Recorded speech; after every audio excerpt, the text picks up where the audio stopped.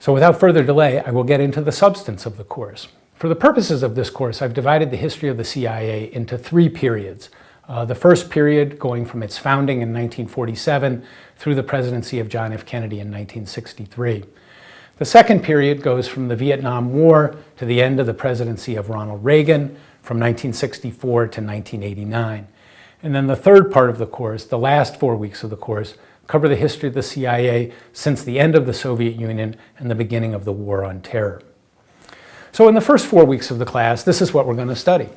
In the first week, we're going to talk about the creation of the CIA, from the creation of the Office of Strategic Services to the growth of the CIA after its founding in 1947.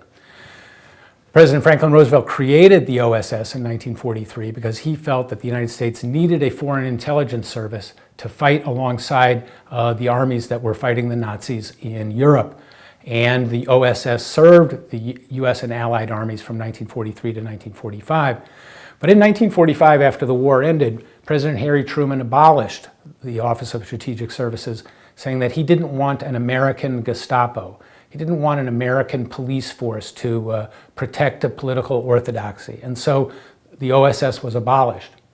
Yet within 2 years, President Truman and the Congress had reversed themselves, passed the National Security Act of 1947, and created the Central Intelligence Agency. Why did they reverse themselves? Because of the growing confrontation with the Soviet Union, the only other power that had won World War II. As these two great new powers confronted each other after World War II, they were not able to go to war because each country had nuclear weapons and both feared destruction if they entered into a war. And so both countries relied on their intelligence service, the CIA in the case of the US government and the KGB in the case of the Soviet government, to fight their wars for them. And it was this secret struggle that began the CIA's rise to power.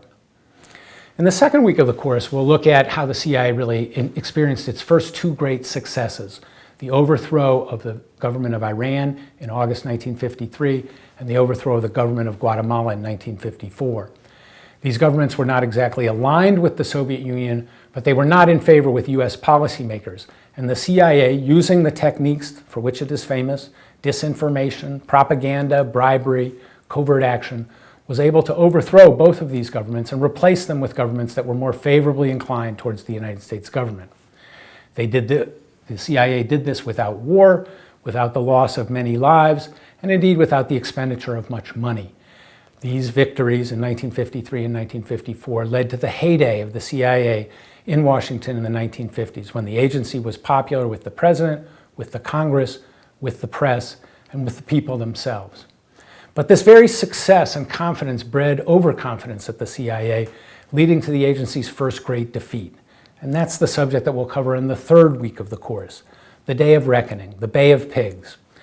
In April 1961, the CIA, using the same techniques that it had used in Iran and Guatemala, sought to overthrow the government of Cuba.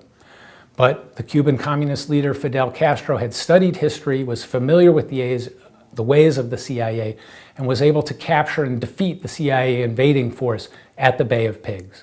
It was a humiliating defeat for the CIA, exposing their methods and alienating President Kennedy himself, who lost all confidence in the CIA. This was a new moment for the CIA in its young history. After so much success, it experienced crisis.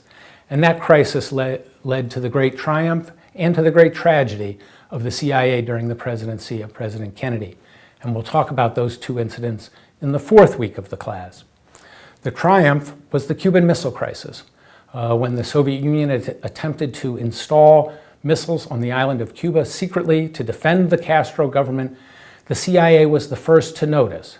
Using a spy plane called the U-2, the CIA was able to photograph the Soviet missile installations on Cuba and tell President Kennedy about them.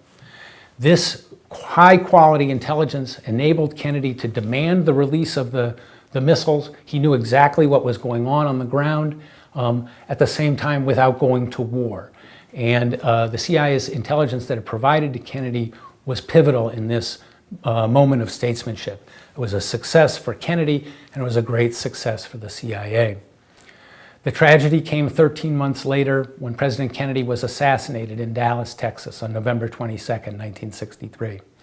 The man who apparently killed him was named Lee Harvey Oswald, and the CIA had been monitoring his movements and activities for 4 years before the assassination in Dallas.